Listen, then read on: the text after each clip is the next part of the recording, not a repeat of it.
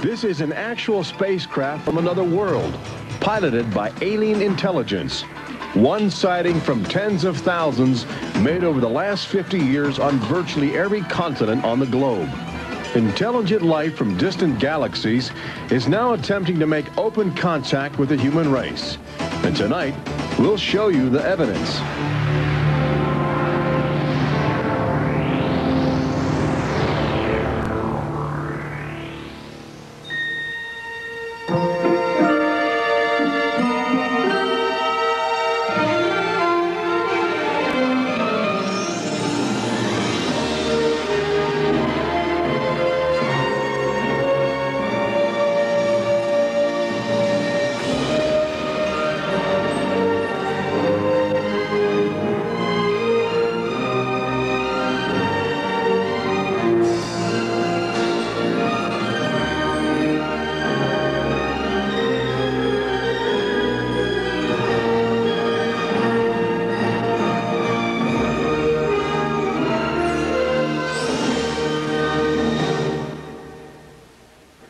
Tonight we celebrate the new Tomorrowland at Walt Disney World in Florida with a television special that's out of this world. Hello, I'm Michael Eisner, head of the Walt Disney Company. In a top-secret military installation somewhere in the United States, there are those who believe that the government is hiding the remains of an alien spacecraft that mysteriously crashed to Earth. With more and more scientific evidence of alien encounters and UFO sightings, the idea of creatures from another planet might not be as far-fetched as we once thought. In fact, one of you out there could have the next alien encounter. Enjoy tonight's special. I'm going to walk over and see if I can sneak a peek. Maybe not. Alien Encounters from New Tomorrowland is brought to you by Bounty.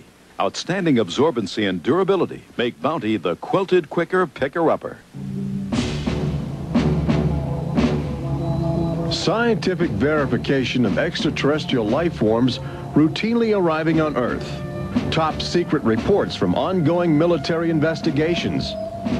Compelling home videos of alien craft captured within the last few months. World figures who have gone public with their own extraterrestrial experiences.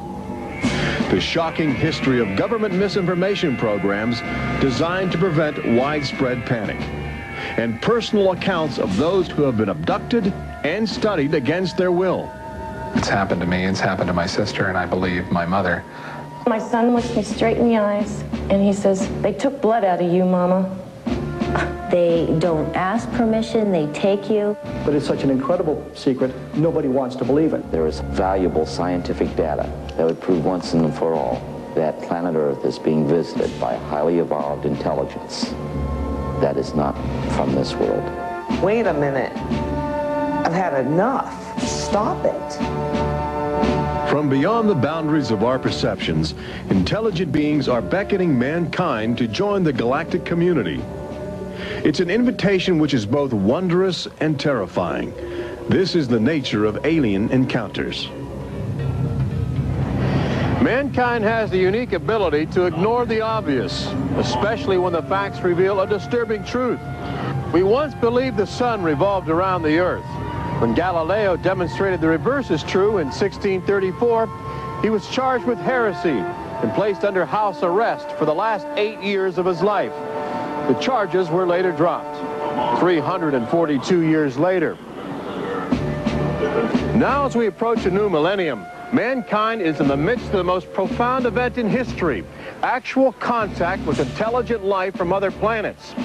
For nearly 50 years, officials have been documenting routine alien encounters here on Earth. And thousands of people have seen or experienced this alien presence. Yet many others still refuse to acknowledge the obvious evidence all around them. What is it like to be confronted by a creature whose intelligence and skill is far beyond the comprehension of mankind? Would it be enlightening? Would it be an exercise in terror? Or perhaps both? Here in the new Tomorrowland at the Walt Disney World Resort near Orlando, Florida, these concepts are brought to life as guests experience their own alien encounter, a sensory thriller from Disney and George Lucas. We'll give you a sneak preview later in the show. But first, we must prepare you for the future with some shocking insights from the recent past. Alien ships seem to arrive in waves. And if the last few years are any indication, planet Earth is experiencing a tsunami of sightings.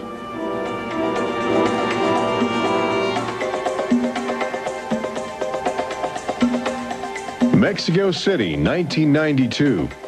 If you were arriving from outer space, this would be your first stop.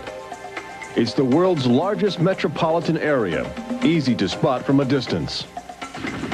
Saucers arriving here have an affinity for military helicopters.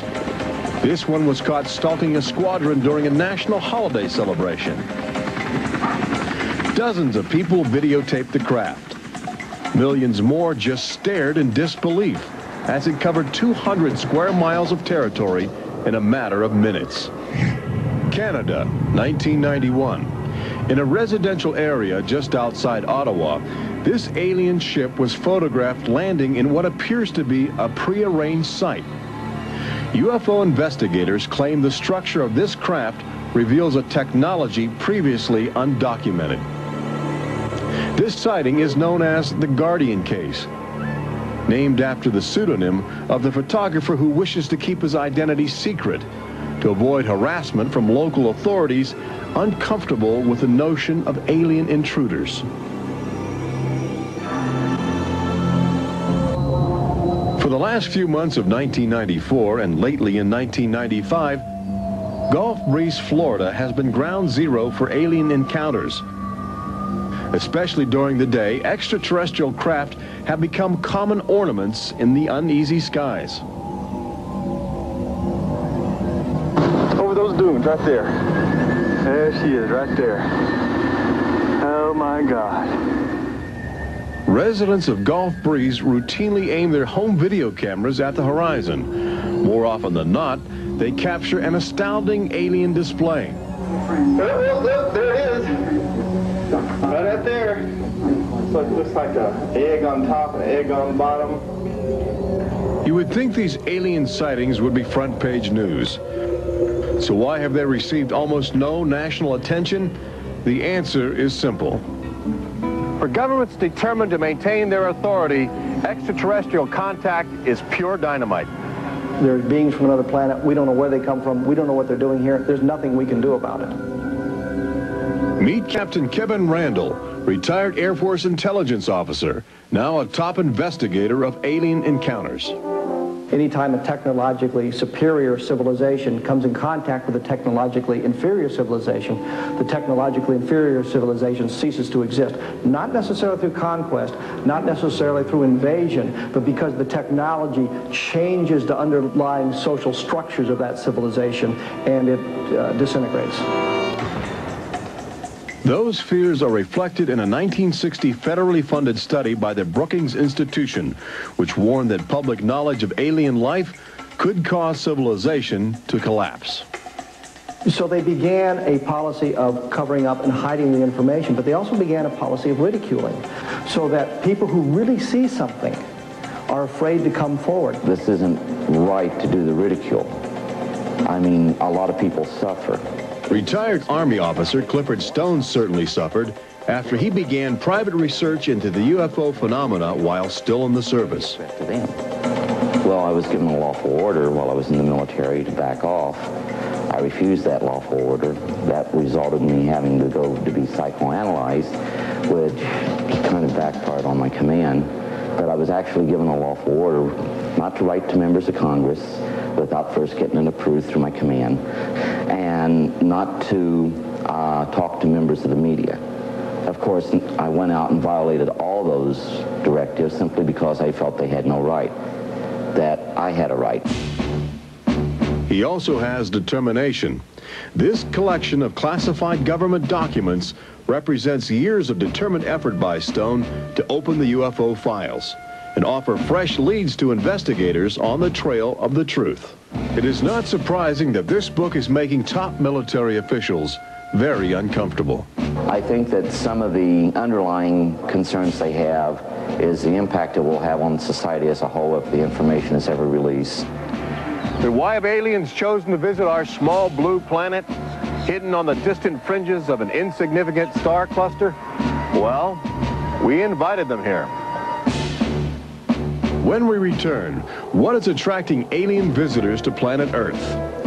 Extraterrestrials take aim on America's military. A crashed saucer becomes a top-secret bombshell. The nation's capital becomes a cosmic crossroads.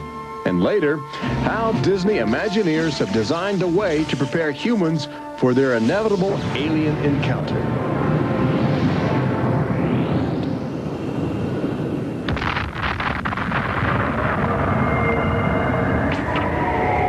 And I looked, and behold, a whirlwind came out of the north, and a fire enfolding itself, and the brightness was about it. Also out of the midst thereof came the likeness of 4 living creatures. And when the living creatures went, the wheels went by them. And when the living creatures were lifted up from the earth, the wheels were lifted up. For the spirit of the living creature was in the wheels. Ezekiel chapter 1. There have been reports of alien encounters throughout recorded history, often buried in the obscure poetry of mystics. But since the end of World War II, alien encounters have adopted a darker, more menacing demeanor. No longer just spirited lights dancing in the sky, UFOs turn more brazen, announcing themselves with surprising ferocity. Most alien activity on Earth in this century seems to have been sparked by the single most profound technological achievement in human history.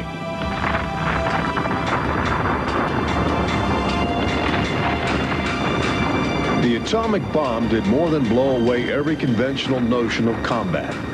It also saddled mankind with the awesome responsibility of life and death for the entire planet. But what the world didn't know in 1945 was that the atomic bomb's brilliant burst of energy would also be mankind's cosmic calling card, announcing to the universe that a technological society had evolved on a small blue planet in the backwaters of the stars. So as the world celebrated the war's end in 1945, aliens who heard man's atomic trumpet were already charting their course towards Earth, responding to our open invitation. As early as 1947, the large alien ships began to arrive, navigated by living creatures. Their advanced physics allowed them to traverse the galaxy and pierce Earth's atmosphere with amazing speed. The U.S. military immediately went on the alert against the unknown menace. Sightings were perceived as threats to the security of an America still reeling from the edgy consciousness of war. And the sightings were taking place all across the country. I glanced up and there were 3 flying saucers in a V with what appeared to be a dome on the top with, I can't be sure, but I believe I saw the sun glinting off of windows or observation portholes of sort. I think it was from outer space, but friendly. Army fighter planes are on patrol for flying saucers. Cameras installed to photograph them. Portland, Oregon, the area from which came the first weird reports. This flying saucer patrol shows how the Air Forces, while not putting too much stock in the mysterious things in the sky, are investigating. The control tower's in touch and on the watch. So are a whole lot of people these days. They're seeing flying saucers everywhere. Flocks of fantastic discs flying through the air. But the military finally had to admit that something was happening that they didn't understand, offering their first and only public statement on the UFO phenomenon. The recent sightings are in no way connected with any secret development by any agency of the United States. They weren't always called flying saucers. Some reports claim they resembled other household objects. The public was fascinated and anxious to make contact. But our official response remained aggressive, sometimes sparking deadly games of high-speed, high-altitude cat and mouse. National Guard Captain Thomas Mantell played that game and quickly became a grisly statistic. His last words, as Mantell soared at an altitude of 20,000 feet, are a chilling commentary on the power of the alien ships. I'm closing in to take a look. It looks metallic and of tremendous size. It's going up now as fast as I am. That's 360 miles per hour. I'm going after it. Moments later, Captain Mantell's mission had ended. Occasionally, the tables were turned. More than one alien craft crashed and was recovered for secret U.S. military research. The most famous case took place in July of 1947, just outside the community of Roswell, New Mexico. Famous because local officials openly admitted they had retrieved an alien ship before their commanders instructed them to keep the story confidential. What you can't explain, they reasoned, you must deny. July of 1947, the Army Air Forces at Roswell announced we had captured a flying saucer. You can say our government announced in July of 1947 they had a flying saucer. 3 hours later, they announced, no, it's merely a weather balloon. The officers at Roswell made a mistake. But our government has come forward and said, yes, we had a flying saucer. Then they took it back. Any one of your viewers can go back to the newspapers on July 8th, July 9th of 1947, and just front page headline after headline that the government had captured a flying saucer. Don Schmidt from the Center for UFO Studies in Chicago is convinced that the Roswell case is the linchpin in America's ongoing alien cover-up. We have over 550 witnesses. They were there. They handled the debris. They saw the craft. They saw the bodies. They handled the crew members of that craft. And invariably, they all say, this was not from this earth. This is the actual site where the Roswell saucer was discovered, along with the bodies of 3 extraterrestrial missionaries who didn't survive the collision. The debris and the dead were impounded and taken away for top-secret study, while a classified investigative committee called the Majestic 12 was organized by President Truman. And a government cover-up was initiated with a calculated disinformation campaign. The military, I know for a fact, has established what's called disinformation programs, officially sanctioned deception programs. This is covered by a regulation at Department of Defense level that's secret. This is the case with the unidentified flying objects. I cannot say that the Roswell incident was a cover-up, but I can certainly say that the government back then and today acted like it was a cover-up and has been subject to being accused of a cover-up. The flying saucer debris at Roswell was attributed to a downed weather balloon. There was no explanation for the alien body parts among the wreckage. Before long, other sightings were dismissed as optical illusions caused by electrified swamp gas, with elaborate demonstrations staged for newsreel cameras to back up the claim. But while the Pentagon refused to publicly admit aliens had arrived on Earth, their top-secret internal memos told a different story, even detailing the various ships and the creatures they had autopsied. Meanwhile, the American people fell in love with flying saucers, sensing something playful in their alien design. Before long, even the military seemed to fall under the trance of the UFOs. Government inventors began to mimic what they were seeing in the sky, in a strategy to stumble upon the secrets of advanced alien technology. These rare films chronicle those primitive efforts. At a symposium conducted by Princeton University, weird and wonderful flying machines developed for the Army go through their paces. The flying scooter, for instance, with only a 7-horsepower motor. Or this flying what have you. Just count your fingers after starting the fans.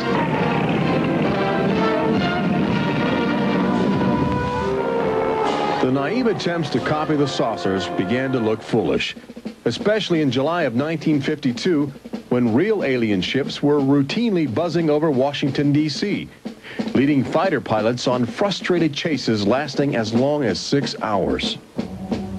It was the first time since the War of 1812 that our nation's capital had been successfully invaded by a foreign power. By the early 1960s, UFOs were having a chilling effect on our defense operations. Their tremendous speed often caused them to be misidentified as incoming intercontinental ballistic missiles, putting American air bases on red alert. There needed to be some way for the U.S. and the Soviets to distinguish between nuclear attack and alien visitors. The weapon is installed in the Pentagon, but it's a weapon of peace. This is the teletype that will operate at the U.S. end of an open line to Moscow. This link, it is hoped, will help avoid misunderstandings that could possibly trigger a catastrophe. Now, a president could be in touch with the Russian premier in a matter of seconds. The hotline between Moscow and Washington was set up so they could go ahead and make last-minute pleas that we're not attacking you and you're not attacking us. The purpose for this was to ensure that a nuclear war would not be touched off by a UFO appearing on the scopes and being mistaken for enemy aircraft. The hotline eased some international tensions, but it didn't halt the interaction between the military and the aliens, which continues to this day. November of 1975, essentially every SAC base in the United States was visited by UFOs. We have reason to believe that the UFOs went ahead and had some effect on changing the codes within the missiles, within the launch control facility, to change where the missiles would hit. 1976, September, Iran, 2 F-4s tried to intercept a UFO and shoot upon a UFO. The weapon systems of the planes go dead, the communication systems go dead. These are just two examples of cases which sound like they came out of science fiction, but in reality, they're from government documentation, documents released by the State Department. Three main engines up and burning. September 1991, Space Shuttle Mission 48. Commander Clayton and his crew point their cameras at the planet's horizon for a live broadcast to Earth. Many viewers noticed an alien ship playfully cavorting around the shuttle at tremendous speeds. NASA still refuses to acknowledge the incident, but since that time, the space agency no longer allows public access to live unscrambled television signals from shuttle missions. Currently in 1995, the Federal Emergency Management Agency trains personnel with a manual that suggests techniques in communicating with extraterrestrials encountered in the line of duty. This document is in marked contrast to a federal law passed by Congress in 1969, which makes it illegal for any American to have contact with an extraterrestrial, punishable by a $5,000 fine and a year in jail.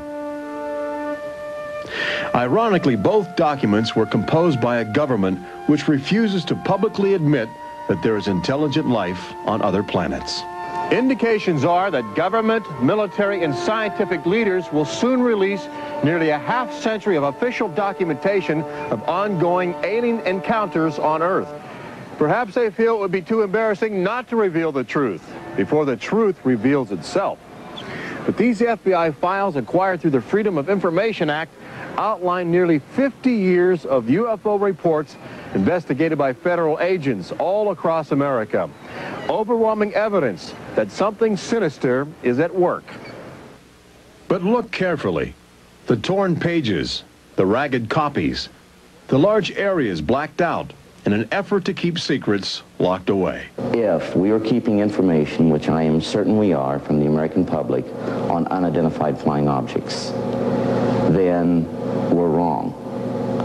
Government has an obligation to the people to tell the truth.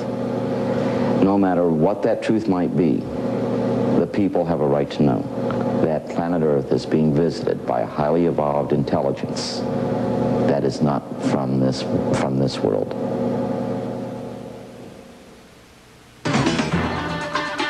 When we return, meet the people who have already experienced disturbing contact with creatures from another world.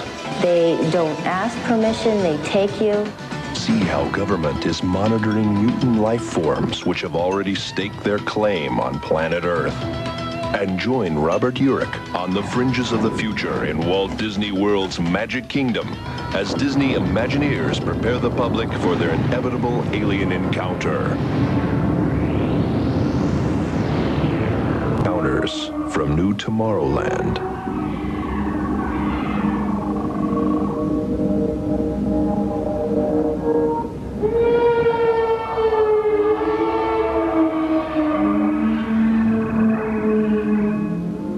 The fact is, everyone encounters alien life forms each day. We've just become accustomed to ignoring the evidence. We expect the first visitors from outer space to arrive in flying saucers. But there are new scientific suggestions that the microbiotic organisms, which routinely invade human bodies in the form of viral disease, may have extraterrestrial connections. These minute alien life forms may very well be the advanced invasion force, leading the way to test Earth's environment for more complex and determined creatures.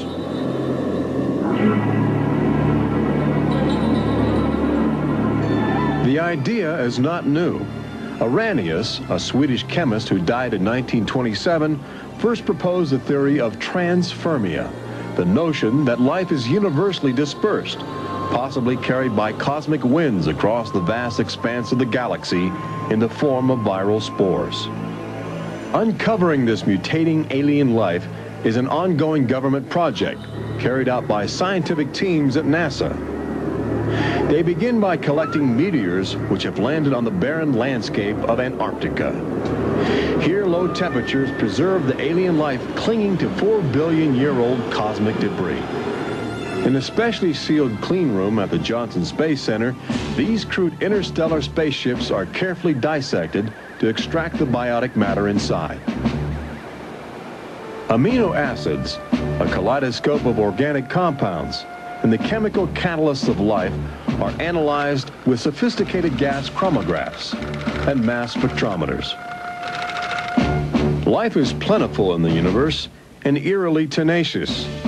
Lately, scientists have found extraordinary numbers of unknown organisms which have gained a biological foothold where we once thought survival would be impossible. They grow in deadly ammonia gas. They are resistant to ultraviolet radiation. They thrive inside the radioactive cooling systems of nuclear power plants. And they can even survive the vacuum of space, reanimating themselves when air and water become available. Riding inside the stone cocoon of a meteor, life can travel virtually anywhere, and a good deal of it lands on planet Earth.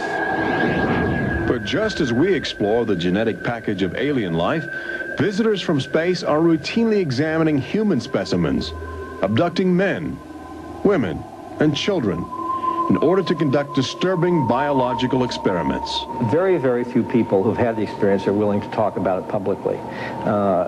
There is such a kind of ridicule factor. Bud Hopkins, researcher and author of the best-selling book Intruders, is America's leading investigator into the alien abduction phenomenon, and largely responsible for bringing the astonishing situation to the nation's attention. The most important thing about this, I think, in studying it, is to realize that there are very distinct patterns. This is not just a box full of crazy experiences which are mutually contradictory. The patterns start this way. People are abducted first in childhood. When I go back into my memory, I don't know a day without them. And they are then re-abducted over many, many, many years. When I saw this light on the freeway, my first reaction was, oh my God, not again. I grabbed the side of my bed like, no, you're not gonna get away with this. You're not gonna get away with it this time. Then I feel lifted off of the bed, and the next thing that I remember is being on a table or a bench and these beings surrounding me. Samples are taken from the skin, and there are very distinct scars that result from these biopsies, whatever we want to call them. I have a scar on my hand. It seems to be a triangle shape that's a half an inch by half an inch if you were to measure it. They were just red and blistery and kind of in a large equilateral triangle on each foot. The basic, most common mark is what we call a scoop mark. It's a circular depression, as if the aliens have used a little tool and removed a layer of cells. On my upper left inner thigh, I have two marks. There's a series of two. They're about 1/8 of an inch deep and about 1/4 inch in diameter that people call scoop marks, for lack of a better term. Often an object is inserted in the nostril or behind the eyeball or in the ear, which we believe to be implants. On my shin, between my ankle and my knee, were 2 puncture marks. In fact, I hesitate to call them that because they were larger and deeper. They were like 2 holes drilled vertically along my shin into my leg. And that frightened me deeply because I have no idea how those got there. I could only speculate as to why they were doing that, although I do know that, bone marrow contains genetic material, blood. They're interested in who you are genetically. They seem to be desperate for our genetic material, our DNA, our particular genetic makeup, as if they have reached some point of, let's say, some point of no return in their evolutionary development, and they need to revivify themselves through something they can get from us, a more primitive and perhaps more robust species. People generally describe one particular type of figure as the basic alien type, which is a small figure, 3.5 to 4.5 feet tall, huge head, huge black eyes, hairless, grayish-white skin, just a tiny slit for a mouth that doesn't move, and so forth. I'd say that accounts for about 85% of the descriptions.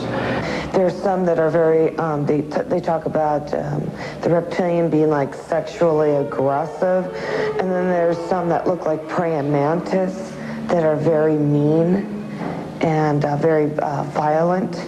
It is a violation of your body. It's a violation of your space.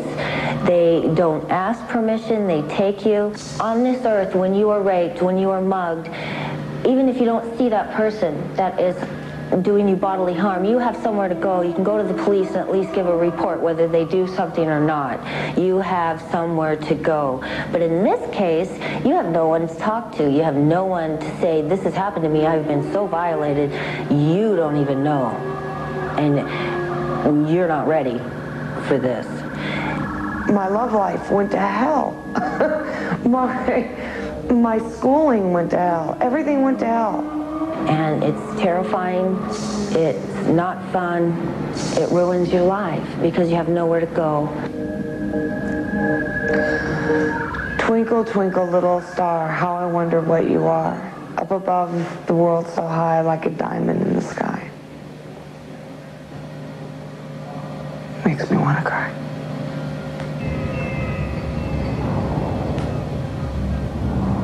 Part of the trauma involved in this is our government telling us that these objects don't exist. And I seem, and other members of my family, and other people seem to have these experiences. It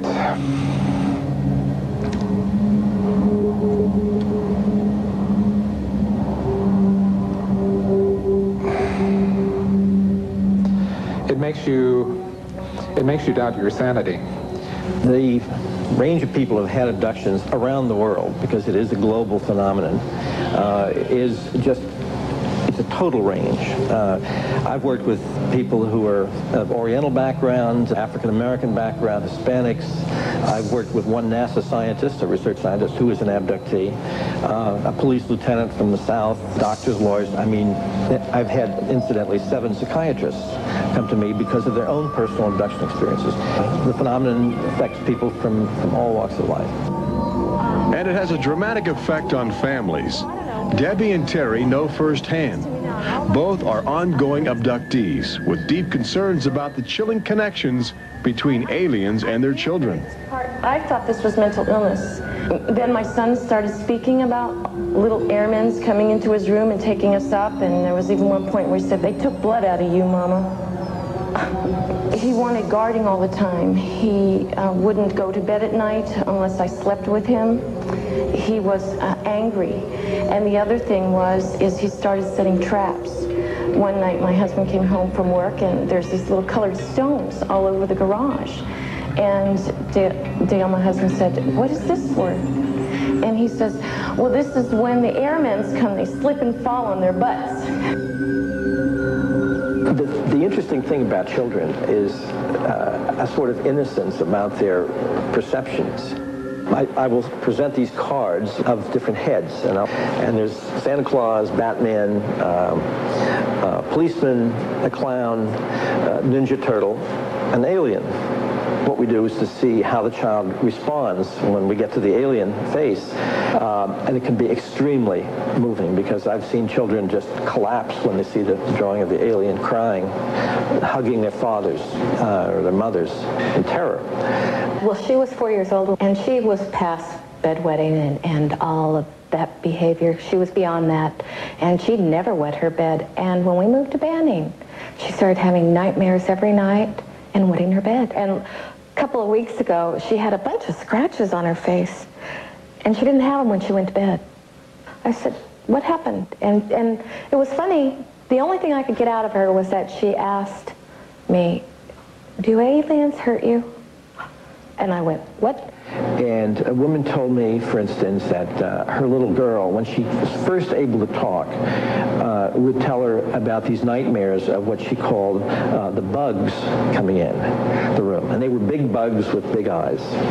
And again, there were some physical marks, all the surrounding evidence suggesting abductions. At one point, the mother, a few years later, was getting out of the car with her daughter at a shopping mall, and the Goodyear blimp was coming over. And the little child said, Mommy, look, don't you remember when you and I were up in that thing with the bugs?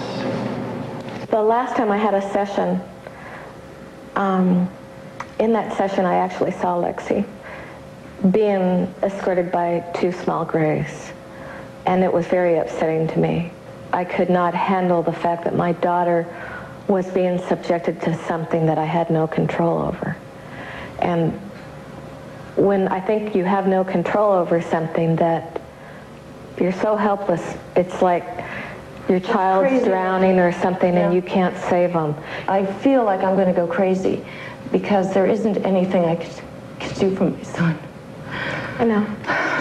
One of the most interesting things, too, from a child's point of view, has to do with the fact that communication is telepathic. One little boy drew on some drawings he'd made for me of the aliens. He put on the side of the head, each alien head, a gigantic ear, just one. And his mother said, what's that? And he said, well, Mommy, I know they don't have ears, but I put that there because, you know, they can hear everything you're thinking. When we return, Robert Urich takes you to the new Tomorrowland in Walt Disney World's Magic Kingdom, where Disney Imagineers are creating extraterrestrial excitement, preparing the public for cosmic contact with a virtual alien encounter.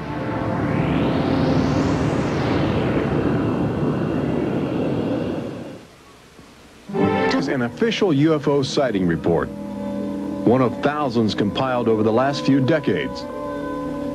This particular report from October 1969 was filled out by Jimmy Carter. He was still governor of Georgia at the time. He witnessed a luminant object suspended in a twilight sky. Later, when he assumed the office of President of the United States, his staff attempted to explore the availability of official investigations into alien contact. As this internal government memo illustrates, there are some security secrets outside the jurisdiction of the White House. We investigated lights in the sky for over 20 years. We didn't get anywhere. We have over 100,000 cases from over 160 countries in our files at the Center for UFO Studies in Chicago. When you actually take the time to look at the official record, look at the classified, disclosed documents on the phenomena, and I'll guarantee you'll walk away saying, why weren't we told about this? And why were we told something else altogether? We've all been indoctrinated to have this knee-jerk response just to that term, UFO. We have to ask ourselves, who started it? And isn't it about time we go out and find out for ourselves? Every year, NASA routinely propels about 24 astronauts into a low Earth orbit aboard the space shuttle, a loud, lumbering, somewhat primitive rocket ship.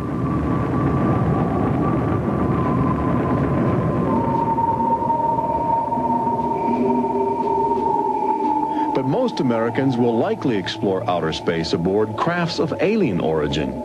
Statistics indicate a greater probability that you will experience extraterrestrial contact in the next 5 years than the chances that you will win a state lottery. But how do you prepare for such an extraordinary event? Here in the new Tomorrowland at Disney World, scientists and Disney engineers have brought to life a possible scenario that helps acclimate the public to their inevitable alien encounter. Welcome to the new Tomorrowland Convention Center in the Magic Kingdom, where humans can enjoy their first taste of the future, as well as advanced extraterrestrial technology, and begin to understand the disturbing facets of alien intelligence. Access Technologies, an interplanetary manufacturing and marketing conglomerate, is one of the first alien firms to take advantage of this showcase facility in New Tomorrowland, introducing humans to technology which promises to seize the future. Today, guests are exploring the concept of teleportation, the ability to transmit solid matter or living creatures across the endless void of space. Inside this chamber, at the extraterrestrial alien encounter attraction, cosmic representatives will demonstrate the secrets of a brave new world. Utilizing the ominous device, two very different life forms will make contact via the teleportation process. Unfortunately, high technology can backfire if operated by careless hands. As the seat restraints lock into place and the power generators are activated by anxious extraterrestrials, these happy humans are about to discover a disturbing truth. When science fiction becomes science fact, the results could be terrifying.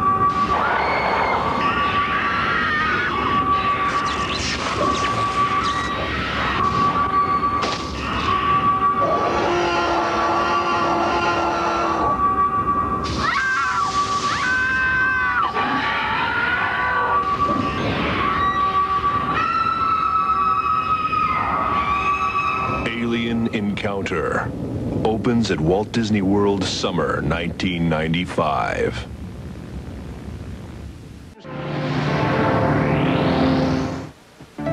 Planet Earth has always been a laboratory for alien life forms which can drop in from space or slowly mutate into bizarre fleshy organisms at our feet.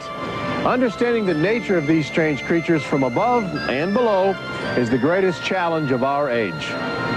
We now know that our future, indeed the future of Earth itself, rests in the balance of the solid and the ethereal, of common sense and the irrational, in our relationship with alien life as grotesque as a fungus or as glorious as the heavens.